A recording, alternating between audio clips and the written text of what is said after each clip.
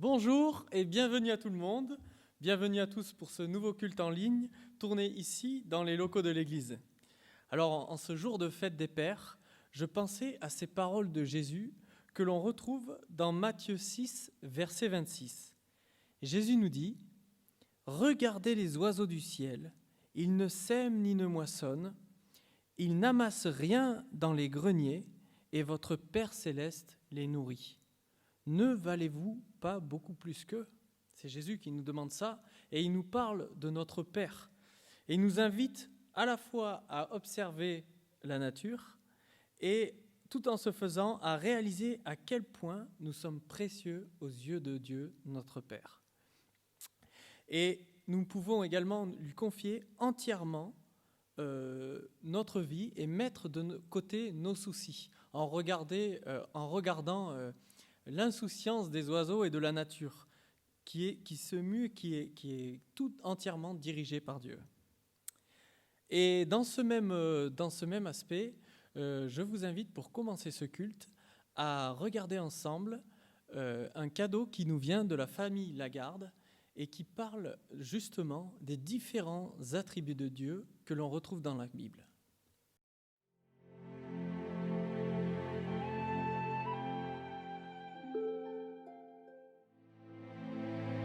Or, sans la foi, il est impossible de lui être agréable, car il faut que celui qui s'approche de Dieu croit que Dieu existe et qu'il est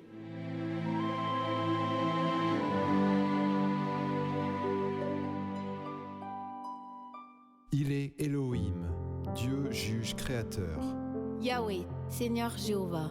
El Elyon, le Dieu très haut. Adonai, Seigneur, Maître. El Shaddai, Seigneur Dieu Tout-Puissant. El Olam, le Dieu éternel, Le Dieu de l'éternité. Le Dieu de l'univers. le Dieu des jours anciens. Jéhovah Jiré, le Dieu qui pourvoira. Le Shiloh, le Pacifique. Jéhovah Rapha, le Seigneur qui guérit, Jéhovah Nissi, l'Éternel, ma bannière. Il est Kana, jaloux. Jéhovah Mkadesh, l'Éternel qui te sanctifie, l'Éternel qui te rend saint. L'astre qui sort de Jacob. Le sceptre qui s'élève d'Israël. Le maudit de Dieu. le chef de l'armée de l'Éternel, Jéhovah Shalom, l'éternel paix. Jéhovah Tsabaoth, l'éternel des armées. Le rocher de mon salut. La lumière du matin quand le soleil brille. Une matinée sans nuages. il est l'arbitre, l'intercesseur, Couronné avec une couronne d'or pur. Il est le rocher de mon salut. Un objet de bénédiction pour toujours. Il est l'abandonné, un ver et non un homme. Jéhovah Ra, ma restauration. le roi de gloire, celui qui règne éternellement sur son trône. Un étranger, un inconnu. Il est mon rocher protecteur, mon rocher et ma forteresse. Le plus beau des fils de l'homme. Le rocher que je ne puis atteindre. Le rocher de ma force. Il est un rocher qui me sert d'asile. Une pluie qui tombe sur un terrain fauché. Comme des ondées qui arrosent la campagne. Il est le rocher de mon cœur, le bouclier, le rocher de mon refuge. Il est le roi et le sacrificateur à la manière de Melchisédek. Un frère dans le malheur. Il est l'ami qui aime en tout temps. Une pierre précieuse. Un ami plus attaché qu'un frère, un parfum qui se répand. Il est mon bien-aimé. Un bouquet de myrrhe. Une grappe de Troène, un narcisse du Saron. Un lys des vallées, le chef de 10 000. Son aspect est comme le Liban. Toute sa personne est pleine de charme. Il est mon bien-aimé, mon ami. Il est saint, saint, saint. Il est un sanctuaire, une grande lumière. Un fils qui nous est donné. Le Dieu puissant, le Père éternel. Un enfant nous est né, le prince de paix. Une bannière pour les peuples. Le clou enfoncé dans un lieu sûr. Un refuge pour le faible. Il est un refuge pour le malheureux dans la détresse. Un ombrage contre la chaleur. Un abri contre la tempête. Il est le rocher des siècles. Une couronne éclatante et une parure magnifique. Il est une pierre éprouvée. Un refuge contre la tempête. Il est comme des courants d'eau dans un lieu desséché. Il est comme l'ombre d'un grand rocher dans une terre altérée, comme un abri contre le vent. Il est le roi dans sa magnificence. Il est mon berger, le Dieu d'éternité. Mon élu, en qui mon âme prend plaisir. Il est la lumière des nations. Une alliance avec le peuple, La flèche aiguë. glorieux. Il est le Saint d'Israël, homme de douleur. Méprisé, rejeté, abandonné, frappé, blessé, meurtri. Mon Créateur, Mon époux, le Dieu de toute la terre, le témoin auprès des peuples. Un chef, un dominateur, le Rédempteur. Il est puissant, mon médecin. Jéhovah Tzidkenu, l'Éternel notre justice. Il est leur roi David. mon bercail, mon pasteur. La plantation de renom, Jéhovah Shammah, l'Éternel est ici. Il est le chef des chefs, le Messie, le conducteur. Un abri pour les enfants d'Israël, un refuge pour son peuple. Celui qui domine sur Israël. Il est roi de toute la terre. Il est le feu du fondeur, la potasse des foulons. Mon purificateur, le soleil de la justice. Il est Jésus, Yeshua, Emmanuel, Dieu avec nous. Il est né en tant que roi des Juifs. Il est le chef, le Nazaréen, l'époux. il est doux, humble de cœur. Il est celui de qui le Père a dit, mon bien-aimé, en qui mon âme a pris plaisir. Le Fils du Dieu vivant, Jésus le Christ. la pierre, le bâtisseur, le prophète de Nazareth. Il est livré, raillé, moqué, crucifié. Le Saint de Dieu, Mon frère, le charpentier. Il est celui qui donne sa vie en rançon. Il est le Fils du Dieu béni, le Fils du Dieu très haut. Il est Dieu, mon sauveur, une corne de salut. Le soleil levant d'en haut. Un sauveur qui est le Christ, le Seigneur. Le salut de Dieu. Il est la gloire de ton peuple, Israël. Le maître du sabbat, ma guérison. Le Christ de Dieu, mon serviteur, l'élu de Dieu. Il est ressuscité. Il est un prophète puissant en œuvre et en parole. Il est la parole. Et la parole était avec Dieu, et la parole était Dieu. Il est la lumière des hommes, la véritable lumière. La parole a été faite chair. Le Fils unique qui est dans le sein du Père. Il est l'agneau de Dieu, le docteur, le don de Dieu. le Messie, le pain de Dieu, le pain de vie, ma nourriture. Mon breuvage. La lumière du monde, la porte des brebis. Le bon berger qui donne sa vie pour ses brebis. L'envoyé de Dieu. Il est la résurrection, le roi de la fille de Sion. Il est le grain de blé. Il est la lumière. La lumière! Mon maître et Seigneur. Il est mon exemple. Il est le chemin, la vérité et la vie. Le cep de vigne. Il est flagellé, couronné d'épines. Crucifié, Jésus de Nazareth, roi des Juifs. Il est élevé, Glorifié, le saint et le juste. Le prince de la vie. Loin, le prince et sauveur. Jésus-Christ, le Seigneur de tous. Jésus de Nazareth, la victime propitiatoire. Jésus-Christ, notre Seigneur. il est le premier-né entre plusieurs frères. Il est au-dessus de toutes choses. Dieu béni éternellement. Le Seigneur de tous, le libérateur. Le Seigneur des vivants et des morts. Le serviteur des circoncis. Il est ma sagesse, ma justice, ma sanctification, ma rédemption. Il est le fondement, ma Pâque, le rocher spirituel. Le chef de tout homme. Il est le dernier Adam, l'esprit vivifiant, l'image de Dieu. Il est un don ineffable. Il est ma paix. Il est l'offrande, le sacrifice, le chef suprême de l'Église. Il est celui qui remplit tout en tous. il est un serviteur obéissant qui s'est humilié lui-même jusqu'à la mort, même jusqu'à la mort de la croix. Il est le Seigneur Jésus-Christ, l'image du Dieu invisible. Le premier-né de toute la création. Le Créateur de toutes choses. Le premier-né d'entre les morts. Il est la tête du corps de l'Église. Il est le chef de toute domination et de toute autorité. Le tout en tous, notre Seigneur Jésus-Christ lui-même. Il est le Seigneur de la paix, notre espérance manifestée en chair. Il est le justifié, le médiateur, le juste juge. Le grand Dieu et notre Sauveur Jésus-Christ. Son trône est éternel. Éternel. Il est le soutien de toutes choses. Il est l'empreinte de sa personne, le reflet de sa gloire. Il est Jésus-Christ, Le même hier, aujourd'hui, éternellement. Le pasteur des brebis. Le grand pasteur qui a été ramené d'entre les morts. Il est le ministre du sanctuaire et du véritable tabernacle. Et sa chair est le voile qui a été déchiré. L'autel, l'offrande, le précurseur qui est entré. Le sacrificateur, le souverain sacrificateur. Le grand souverain sacrificateur.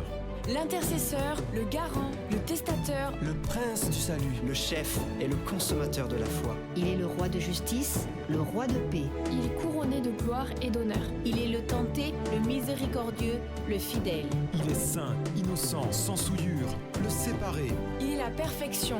mon aide. L'agneau sans défaut et sans tache. Il est la pierre vivante, une pierre angulaire.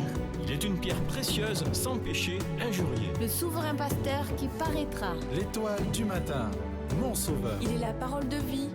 Il est la vie éternelle qui était auprès du Père. Il est Jésus-Christ, le juste, le sauveur du monde. Il est le véritable, L'avocat. Il est Jésus-Christ. Il est Le premier-né d'entre les morts. Il est le prince des rois de la terre. Il est Le Tout-Puissant, celui qui est, qui était et qui vient. Il est le commencement et la fin. Il est L'alpha et l'oméga. Il est le premier et le dernier, Il est Le vivant. Il est l'arbre de vie, Il est La manne cachée. Il est le témoin fidèle et véritable, Il est L'Amen. Il est Le Commencement de la création de Dieu. Il est Le lion de la tribu de Juda. Il est L'agneau qui a été immolé. Il est L'agneau au milieu du trône. Il est Le Seigneur Dieu, roi des nations. Il est Le Seigneur des seigneurs. Il est Fidèle Et et véritable. Il est couronné de 1000 couronnes. Il est La parole de Dieu. Il est Le roi des rois. Il est Le temps. Il est L'étoile brillante du matin.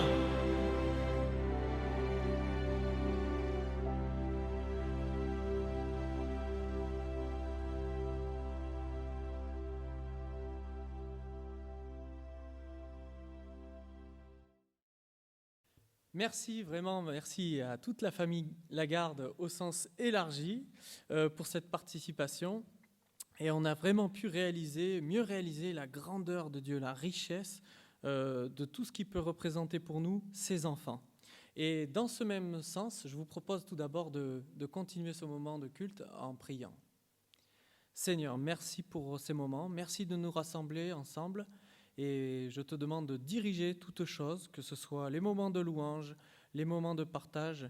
Et merci encore, Seigneur, pour ta bonté, pour toutes choses dont tu disposes, en particulier pour ce culte ce matin. Amen. Donc je vous invite à chanter ensemble ces deux premiers chants. Et alors, ces deux premiers chants, c'est « Tout joyeux, bénissons le Seigneur » et le deuxième, c'est « Je n'ai que toi ». Alors, si vous étiez là en face de moi à ce moment où je parle, je vous aurais demandé de vous lever et de chanter de votre cœur, de tout votre cœur. Alors, je vais le faire encore aujourd'hui. Vous pouvez vous lever dans votre salon et chanter ensemble de tout votre cœur ces deux chants qui suivent. Tout joyeux, bénissons le Seigneur et Je n'ai que toi.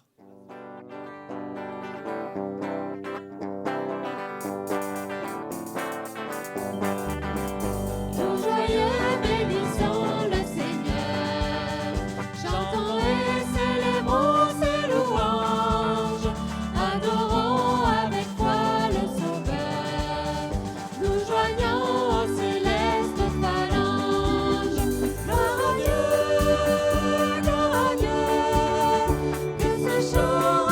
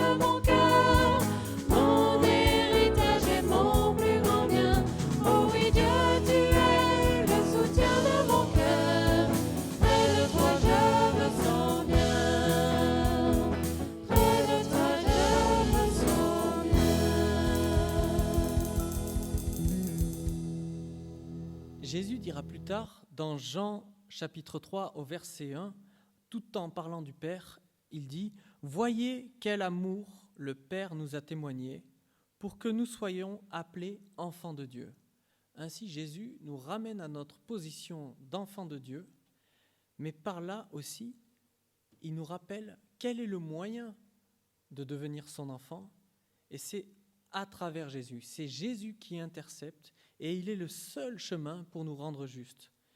Et dans cette optique, je vous propose de chanter ces 4 prochains chants. Alors on va en profiter pour beaucoup chanter, parce qu'aujourd'hui c'est également la fête de la musique. Donc je vous propose ces 4 prochains chants qui magnifient, qui rappellent toute l'œuvre de Jésus et tout ce que cela représente, à quel point il est notre Sauveur, à quel point il intercède auprès du Père pour nous. Et donc je vous propose de chanter devant le trône, et puis nous chanterons « Je n'ai que toi », « Crier à toi » et « En Jésus seul ». Et après cela, je laisserai la parole à Jacques pour le message.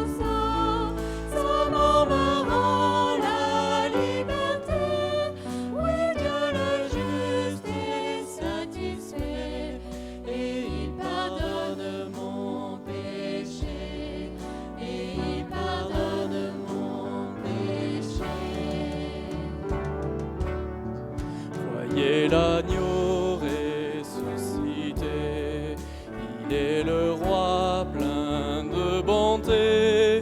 Non, il ne changera jamais, lui ma justice, mon bien, ma paix. En lui j'ai la vie éternelle, en son sang il m'a racheté. Pour toujours ma vie est cachée en Jésus mon sauveur, mon Dieu. En Jésus mon sauveur, mon Dieu.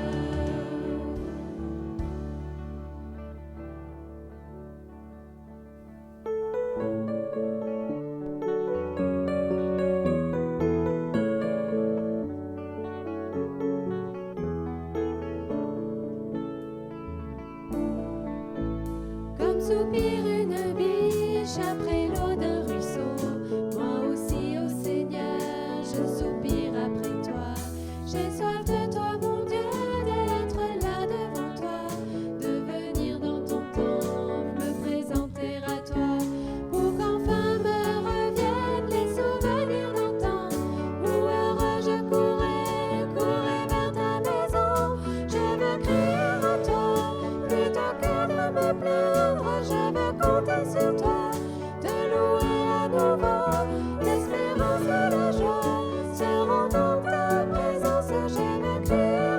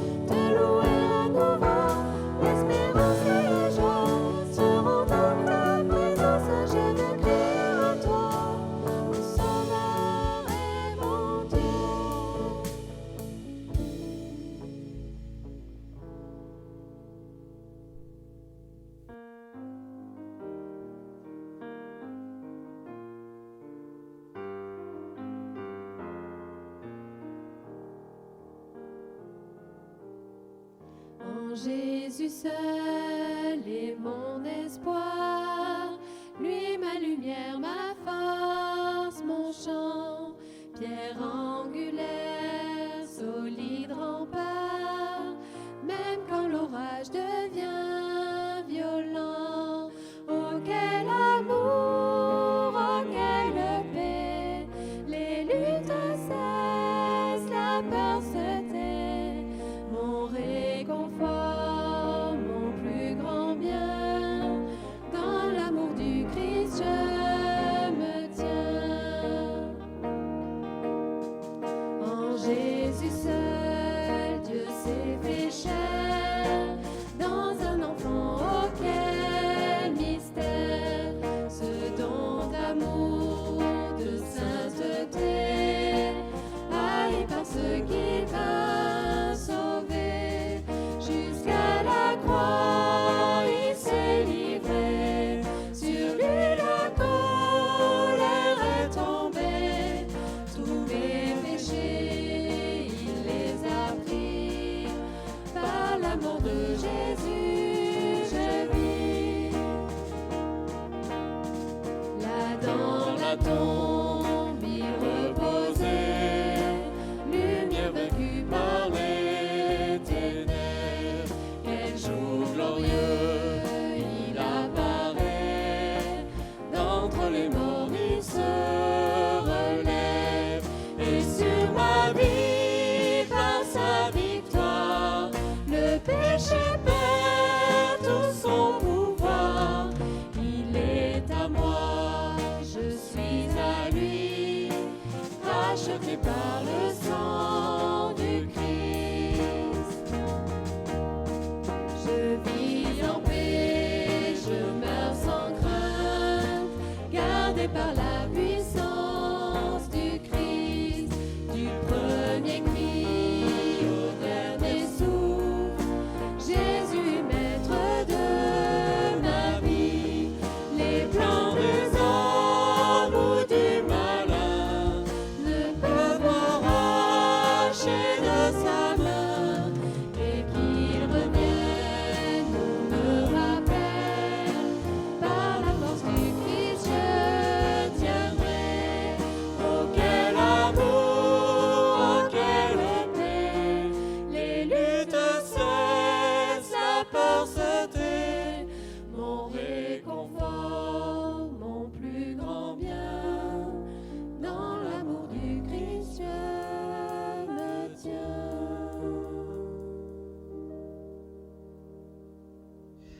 Bonjour à vous tous, c'est un plaisir de pouvoir encore une fois vous retrouver ce dimanche.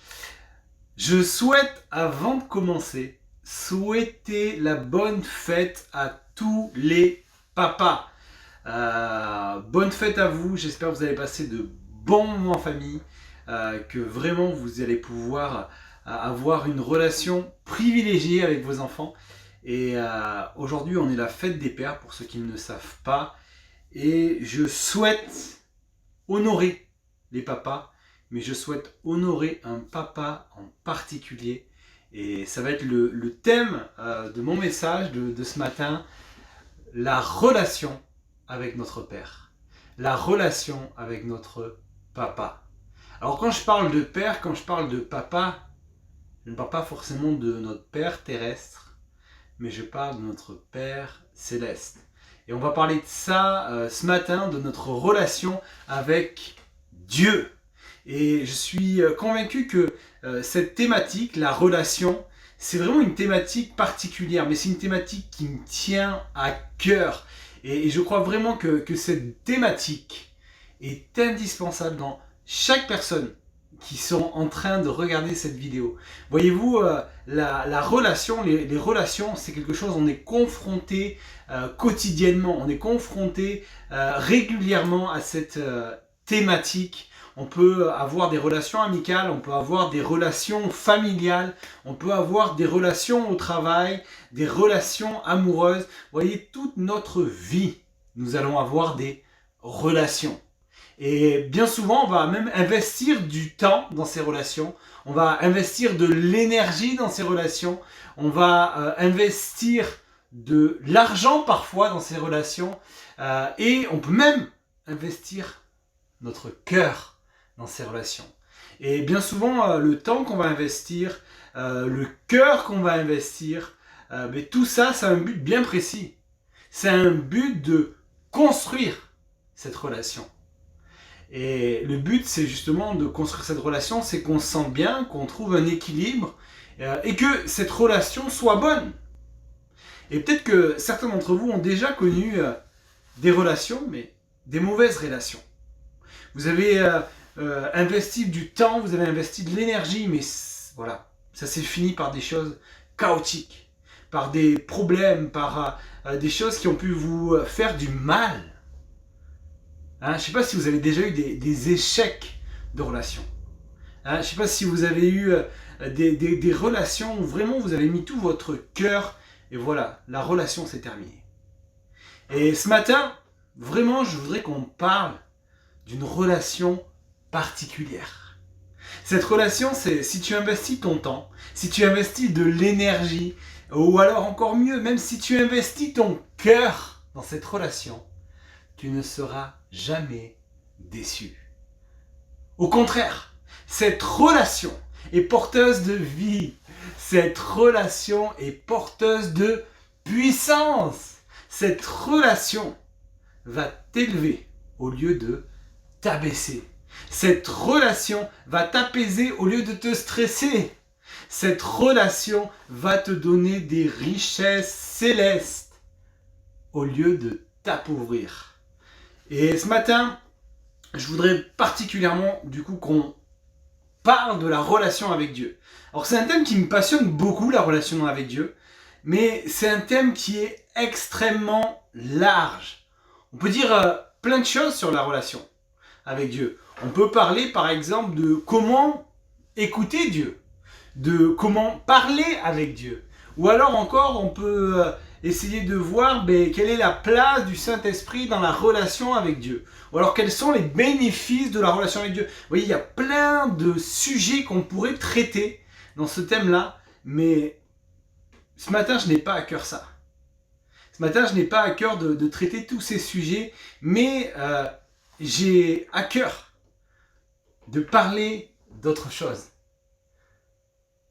Le message que je désire apporter ce matin, c'est certes sur la relation avec Dieu, mais surtout les choses qui nous détournent de cette relation. Les choses qui viennent détruire cette relation. C'est les choses qui arrivent dans notre vie afin de mettre une distance dans notre relation avec notre Père, dans notre relation avec Dieu. Et je trouvais intéressant justement pour la fête des Pères de parler de cette communion avec notre Père. Et quels sont les bénéfices? Quels sont les bénéfices de cette relation avec Dieu? Quels sont les bénéfices qu'on peut tirer? Et je veux juste, avant de rentrer dans le sujet de qu'est-ce qui te détourne, qu'est-ce qui t'éloigne de ta relation avec Dieu, je voudrais juste te dire peut-être que tu n'as jamais eu de relation avec Dieu. Peut-être que tu dis oui, ok, je vois pas l'intérêt. Je vois pas l'intérêt d'avoir une relation avec un Dieu. Je ne vois pas l'intérêt d'avoir une relation avec un père, comme tu le dis, Jacques. Je vois pas l'intérêt. Et je veux juste te citer quelques passages, quelques points dont il y a l'intérêt à avoir une relation avec Dieu. Voilà les bénéfices que tu peux tirer d'une relation avec Dieu. La relation avec Dieu peut t'apporter de la joie. C'est Philippiens 4,4 qui dit ceci. Soyez toujours dans la joie, en étant unis au Seigneur. Soyez dans la joie en étant unis au Seigneur. Je répète, soyez dans la joie. Voilà ce que Philippiens nous dit. Mieux que ça, le psaume 32, verset 8 nous dit « Je t'instruirai, je te montrerai la voie que tu dois suivre. Je te conseillerai, j'aurai le regard sur toi. » Voilà ce que ton papa dans le ciel, ce que ton Père céleste est en train de te dire. Je vais t'instruire, je vais te conseiller. Imaginez une chose. On est en train de parler du Dieu du créateur de toutes choses, du Dieu qui sait toutes choses, du Dieu qui sait tout sur ta vie, du Dieu qui connaît toutes choses. Si tu as une relation avec lui, il est en train de te dire, je te montrerai, je te conseillerai, je t'instruirai. Une autre chose qui est au bénéfice d'une relation avec Dieu, c'est nos réponses face à nos inquiétudes. Des fois, on peut être inquiet et on va essayer de trouver des réponses auprès de nos amis, de notre famille. On va un peu partout pour essayer de dire, mais qu'est-ce que tu en penses? Et on arrive avec des réponses qui ne nous satisfont pas face à nos inquiétudes. On reste inquiet. Dieu va nous dire de ne pas être inquiet, mais plutôt de lui parler, de lui parler de nos inquiétudes. C'est Philippiens 4, verset 6 qui dit ça. Ne soyez pas inquiets, soyez inquiets de rien, mais en toutes circonstances, priez, parlez, suppliez, tout en remerciant Dieu pour faire connaître à Dieu toutes vos demandes. Voilà ce que Philippiens 4, verset 6 nous dit. La relation avec Dieu nous apporte une restauration, comme le psaume 23, verset 3 nous dit « Il restaure mon âme ». Une relation avec Dieu nous renforce. Alors que peut-être que nous sommes dans la difficulté, en discutant avec Dieu, en priant à Dieu. Il nous est dit dans Matthieu 26, 41, « Restez vigilants et priez pour ne pas céder à la tentation. » Priez, parlez à Dieu pour ne pas céder à la tentation. Il va nous aider, il va nous affermir, il va nous soutenir. Vous voyez, je vais m'arrêter là. Malgré l'importance de cette relation avec Dieu, bien souvent, il y a des choses qui viennent nous détourner de notre relation avec Dieu, qui viennent nous déconnecter de notre relation avec Dieu. Et l'une de ces choses, et c'est la première des choses qui peut venir des fois nous déconnecter de notre relation avec Dieu, c'est le fait qu'on ne sait pas communiquer. On ne sait pas communiquer, ou du moins, on ne sait pas communiquer selon ce que Dieu, ou du moins, on ne sait pas communiquer de la façon que Dieu désire communiquer avec nous. Pour certains, on aime bien parler, on parle facilement, mais on a les oreilles bouchées. On parle, mais on n'écoute pas. Et je vous propose de regarder rapidement à comment Dieu désire que nous communiquons avec lui. Comment Dieu désire que notre relation soit construite. Le premier point de ce que Dieu désire, c'est que on répande nos cœurs devant lui. Il y a ce verset dans Lamentation 2, verset 19, qui dit ceci. « Lève-toi, pousse des gémissements. À l'entrée des veilles de la nuit, répands ton cœur comme de l'eau en présence du Seigneur. » Et moi, j'aime beaucoup ce verset parce que il nous montre vraiment ce que c'est parler à Dieu. Parler à Dieu, ce n'est pas ce qui se passe là quand je suis en train d'émettre des sons avec ma bouche. C'est pas parler. Parler à Dieu, c'est répandre son cœur. C'est simplement répandre son cœur. C'est simplement lui dire ce que tu ressens au fond de toi. C'est simplement lui dire quand ça va pas et que tu as envie de pleurer, pleure. C'est simplement lui dire quand ça va, quand tu es content. Exprime-toi en fonction de ce qu'il y a dans ton cœur. Non en fonction de ce que les autres veulent entendre. Non en fonction de ce que Dieu veut. Non en fonction de ce que les autres veulent entendre. Ou de ce que tu penses que Dieu veut entendre. Mais en fonction de ce que tu as dans le cœur. Dieu désire une relation sincère avec toi. Il désire que tu répandes ton cœur. Il ne désire pas que tu cites toutes les lois. Il désire que tu sois sincère. Que tu parles des choses de ton cœur. Et je pense que c'est ce que tout papa désire.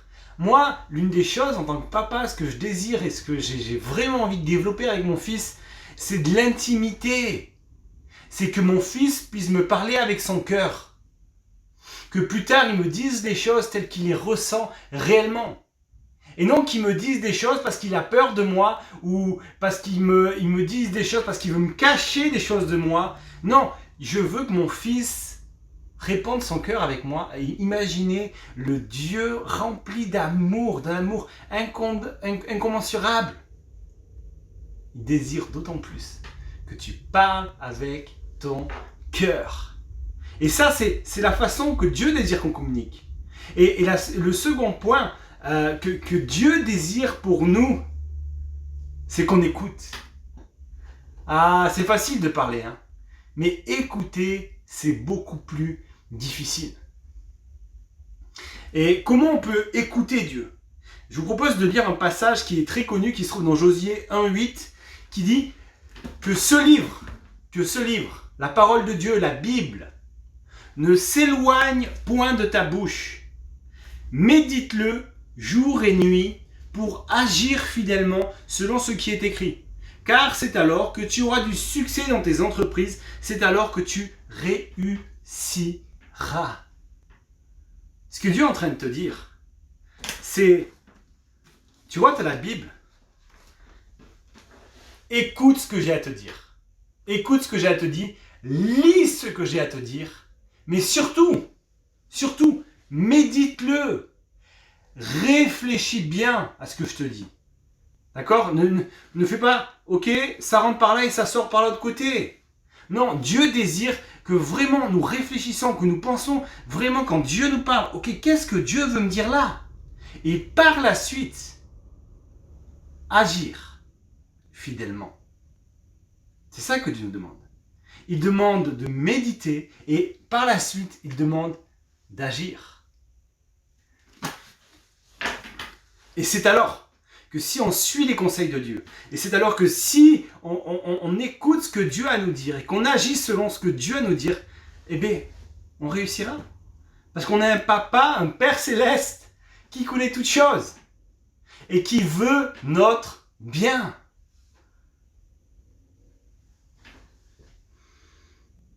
Vous savez, c'est assez intéressant parce que bien souvent, quand on reçoit des messages WhatsApp, quand on reçoit des SMS, tout de suite, on s'empresse de les lire, tout de suite, on s'empresse de répondre. Et pourtant, Dieu souhaite nous envoyer des messages constamment. Dieu souhaite t'envoyer un message ce matin. Et ce message, il se trouve là. Voyez, hein? Vous savez, quand vous recevez des SMS à rallonge, et bien là, Dieu a déjà écrit des choses pour toi, des promesses pour toi. Et ça se trouve là-dedans. Et pour ça, il faut que tu l'écoutes, il faut que tu médites et il faut que tu agisses. Ça, c'est ce que Dieu désire pour avoir une relation avec nous authentique.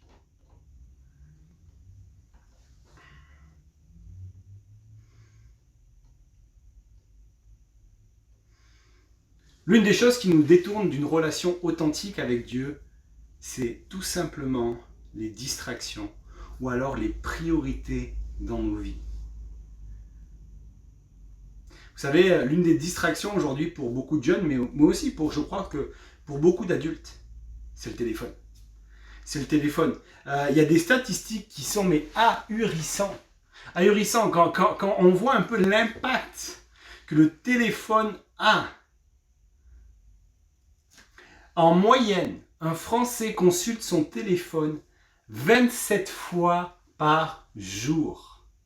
C'est la moyenne des Français. Hein? Et on a fait un constat que c'est fini maintenant les longues discussions pendant le déjeuner en famille le dimanche midi, parce que l'étude nous apprend que 81% des Français disent utiliser leur smartphone pendant les repas en famille ou alors en compagnie des amis. Et je suis convaincu que le téléphone est une source de distraction. Vous savez que pour moi, quand je veux essayer de communiquer avec Dieu, je suis obligé d'éloigner mon téléphone. Parce que le téléphone est une source de distraction. Bien souvent, des fois, je commence à parler avec Dieu et peu de temps après, je me retrouve sur mon téléphone parce que j'ai reçu un message ou autre. Le téléphone est une distraction. Et tout ça peut des fois te détourner de ta relation avec Dieu. Peut-être que pour toi, c'est pas le téléphone. Peut-être que tu dis, ouais, moi, Jacques, le téléphone, je sais même pas comment il marche, mon téléphone. Peut-être que pour toi, c'est autre chose. Peut-être que c'est une autre distraction, une autre priorité que tu as mis dans ta vie qui peut venir t'éloigner de Dieu. Hein? La réalité, c'est qu'aujourd'hui, le monde est rempli de diverses distractions, dans le but de nous attirer, dans le but d'avoir notre attention. Hein, il y a des personnes qui sont payées tous les jours afin d'essayer d'attirer l'attention des gens pour qu'ils viennent, pour prendre le temps des gens. Hein? Alors comment faire? Comment faire pour éviter justement de vaguer à nos distractions, de mettre Dieu, de mettre notre relation avec notre Père Céleste en priorité? Il y a ce passage dans Matthieu qui dit « Mais toi, quand tu pries, mais toi, quand tu parles avec Dieu, entre dans ta chambre, ferme ta porte et prie ton Père qui est là dans le lieu secret. Et ton Père qui voit dans le secret te le rendra. » Bien souvent, il est important de s'isoler seul à seul, de s'isoler dans l'intimité avec Dieu, de s'isoler de toutes les distractions ambiantes, de s'isoler de toutes les gens. Les gens peuvent être une distraction qui sont autour et d'avoir cette intimité avec Dieu. Dieu désire de l'attention. Dieu désire que tu lui portes attention quand tu échanges avec lui. Si tu veux vraiment avoir un moment d'échange avec lui, si tu veux vraiment avoir un moment de qualité, il faut savoir se retirer. Hein? Être seul, loin des bruits, de toute distraction, avec un seul focus, Dieu. Comment gérer tes priorités? Hein? Quelle est ta première préoccupation quand tu te lèves? Quand tu te lèves le matin, qu'est-ce que tu en dis? Allez, il faut que je fasse ça dans la journée. Quand tu finis ta journée, tu dis, allez, ok, demain, je dois faire ça, ça, ça. Quelle est ta priorité? Vous savez, nous sommes une génération complètement surchargée. Hein? On pense à faire nos études, on pense au travail, on pense à nos distractions, on pense à nos loisirs. Maintenant, on pense après avoir sorti du confinement, où est-ce qu'on va partir en vacances? Et on essaye de tout planifier en disant, ok, il faut faire ça, j'ai telle activité pour mon fils, j'ai telle activité pour mon enfant, là c'est pour moi, je dois faire ça, là le dimanche matin il y a l'église. Et on est en train de se faire un planning et de se planifier tout. Alors, ceci est une bonne chose. Et on va remplir nos journées avec toutes sortes de besoins, hein? Des besoins qui peuvent des fois être justes, qui peuvent être nobles. Hein? Par exemple, j'ai besoin de travailler, j'ai besoin d'étudier, hein, afin que je puisse nourrir ma famille, afin que je puisse vivre financièrement. Et tout ça, c'est des besoins nobles. Mais quelle est notre priorité? Quelle est notre priorité? Qu'est-ce que quand on se lève le matin, on se dit, ok, ma priorité c'est de faire ça. Bien souvent, nous mettons un focus sur d'autres priorités que notre relation avec Dieu. Hein, c'est le passage de Marc 1, 35 qui dit, « Vers le matin, alors qu'il faisait encore très sombre, il se leva et sortit pour aller dans un endroit désert où il pria. » Vous savez de qui parle Marc? Vous savez de qui parle Marc Vous savez de qui ce passage parle? De Jésus. De Jésus. Regardez à l'exemple de Jésus. Moi, ça me frappe. Il est le Fils de Dieu. Il est le Fils de Dieu. Il est parfait. Il a son ministère à accomplir. Il connaît parfaitement son Père. Hein? Il n'y a pas plus intime que Jésus, que Dieu et Jésus. Hein? Il n'y a pas plus intime qu'eux. Et sa priorité, alors qu'il a une mission à accomplir, alors que Dieu l'a appelé à réaliser une mission spécifique, alors qu'il est en plein ministère, alors qu'il a plein de choses à faire, sa priorité avant de commencer sa journée, c'est dès le matin, très tôt, de se connecter avec son Père. Il sait combien c'est un besoin vital. Il connaît l'importance de se connecter à la source de victoire. Il connaît l'importance de se connecter à la source de victoire. Hein, il y a Luc plus loin il y a Luc dans chapitre 12 qui dit ne vous souciez pas de qu'est-ce que vous allez manger, de qu'est-ce que vous allez boire, ou ne soyez pas inquiets, mais souciez-vous en priorité, cherchez en priorité le royaume de Dieu. Voilà ce que Dieu nous dit. Et je crois que nous devons bien souvent nous recadrer dans nos priorités afin de vivre une relation authentique avec notre Père Céleste. Le dernier point, je finirai par ça. L'une des choses qui nous détourne d'une relation authentique avec Dieu, c'est le péché. Voyez-vous, quand nous péchons, nous sommes comme des petits enfants qui font une bêtise. On a honte, on se sent coupable et on n'ose même pas regarder notre père, on n'ose même pas regarder mes parents. Vous savez, mon fils, quand on le corrige et on l'a vu le faire, on a vu faire la bêtise, on lui dit « Thiago, on t'a vu ». Il n'ose même pas le dire. Il n'ose même pas parler avec nous. Et il a honte et il se cache. Mais laissez-moi vous dire, nous sommes exactement pareils que mon garçon de 4 ans. C'est exactement la même histoire. Hein? C'est vraiment l'histoire de l'être humain. Nous avons péché contre Dieu et nous sommes remplis de cette culpabilité et de honte. Et ça, on peut le voir dès le début de l'humanité. Adam pêche. Et qu'est-ce qu'ils vont faire? Ils vont se cacher de Dieu. Ils vont se cacher derrière des vêtements, ils vont se cacher dans la forêt. Et c'est exactement ce que nous faisons quand nous péchons. Nous voulons nous cacher de la face de Dieu. Nous voulons ne pas rentrer dans une relation avec Dieu, mais au contraire, on ne veut pas qu'il nous voie, on ne veut pas être en contact avec lui parce qu'on a honte. Dieu nous voit même derrière nos vêtements, ou même s'il y a une maison, ou même encore si on se cache derrière une religion, si on se cache derrière une philosophie de pensée, Dieu te voit et Dieu te connaît. Et je sais pas où est-ce que tu en es dans ta relation ce matin avec Dieu. Peut-être que tu vis ça et tu dis « moi je suis chrétien, j'ai fait des belles actions ». Et tu te caches derrière ça. Peut-être que tu te caches derrière autre chose. Peut-être que tu te caches tout simplement et ça fait des mois que tu n'oses pas te reconnecter à Dieu. Ça fait des mois que tu n'oses pas revenir à Dieu. Sache une chose. C'est que Dieu est en train de faire exactement la même chose. Comme dans le jardin d'Éden. Dieu te cherche. Et il dit, où es-tu ? Où te caches-tu? Pourquoi tu viens pas? Allez, viens! Vas-tu laisser ta culpabilité? Vas-tu laisser ta désobéissance? Vas-tu laisser le péché mettre une fin temporaire dans ta relation avec Dieu? Car laisse-moi te dire une chose. Si tu es dans ce cas-là aujourd'hui, Dieu t'attend pour te prendre dans ses bras d'amour.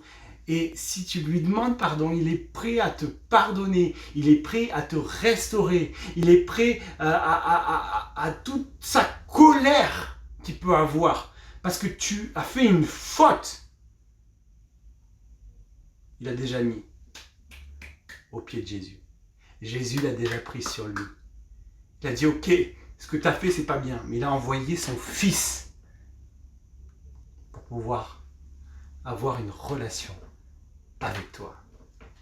Et c'est ce que Dieu désire. C'est ce que Dieu désire. Et je t'encourage vraiment à ne pas rompre cette relation. Peut-être que tu me regardes ce matin et tu as vraiment une relation. Tu as vraiment une relation avec Dieu et je t'encourage à veiller, à continuer à le chercher jour après jour, à chercher sa présence, à chercher cette relation. Peut-être que tu es dans ta relation et tu te sens endormi, comme ces disciples, comme les disciples qui trouvaient endormis. Hein? Alors que Jésus leur avait demandé justement de veiller et de parler à Dieu, de se connecter avec Dieu, pour pas tomber. Mais ils ont préféré dormir. Je t'encourage vraiment à revenir à Dieu. Et ce matin, je voudrais juste finir tout simplement par ça, par une prière. J'aimerais qu'on prie pour chacun d'entre nous qui ont peut-être besoin de retrouver une relation avec Dieu, ou peut-être besoin de trouver une relation avec Dieu. Et j'aimerais bien qu'on s'incline et qu'on prie maintenant. Seigneur Jésus, je te remercie parce qu'en effet, si nous pouvons avoir une relation avec toi, c'est simplement par ta grâce. C'est simplement parce que, en effet, alors que nous étions coupables, alors que nous méritions ta colère, tu as envoyé ton Fils, afin de donner ton Fils, pour que nous puissions être pardonnés. Je te remercie pour ça, je te remercie pour ton amour. Je te demande particulièrement de venir raviver, Seigneur, une relation pour chacun d'entre nous, pour toutes les personnes qui regardent cette vidéo, Seigneur. Que tu puisses vraiment, Seigneur, dès à présent, Seigneur Jésus, toucher les cœurs. Que tu puisses dès à présent, Seigneur, venir parler au travers de ta parole, à travers de ton esprit, Seigneur, pour raviver cette relation, Seigneur. Merci pour tout ce que tu fais, Seigneur mon Dieu. Merci parce que on a un Père d'amour, un Père qui nous aime, un Père qui est rempli de grâce. Je te remercie pour cela. Au nom de Jésus. Amen. Voilà, c'est la fin de ce culte. J'espère qu'il a été plein de bénédictions pour vous, que vous rapporterez toutes ces paroles chez vous et qu'elles vous resteront aussi la semaine qui suit. Avant de nous quitter, nous avons encore une autre petite surprise et celle-ci nous vient du groupe de jeunes. Nous avons pensé, pour peut-être certains ne l'ont pas vu encore, regarder à nouveau et peut-être aussi chanter avec eux ce chant qu'ils avaient préparé pour nous, Un si grand miracle.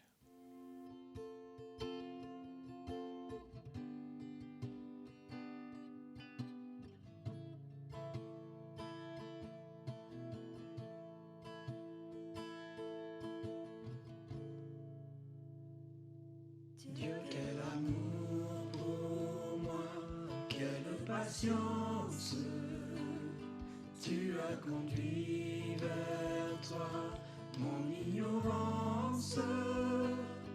Comment pouvais-je alors saisir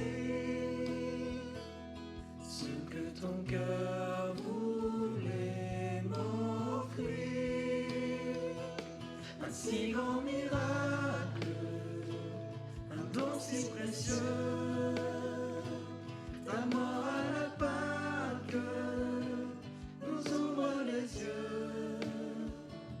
Ton salut remplace ma condamnation, mon péché s'efface par ta rédemption. Loué sois-tu, Dieu Tout-Puissant, loué sois-tu.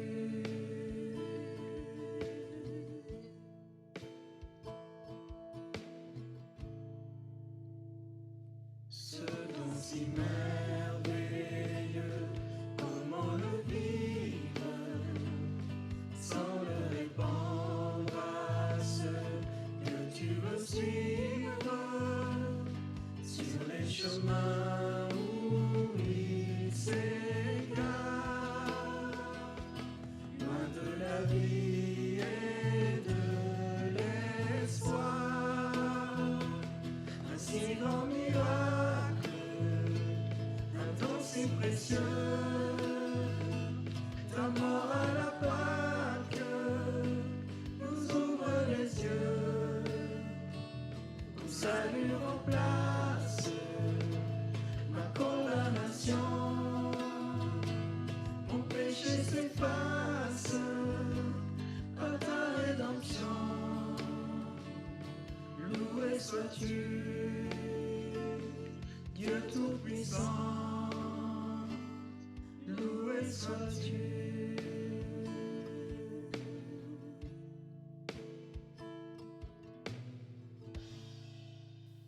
Merci à vous d'avoir assisté à ce culte. Merci également à l'ensemble de l'équipe pour son implication pour le montage de ce culte. Et je vous donne rendez-vous à la semaine prochaine. Que le Seigneur vous bénisse.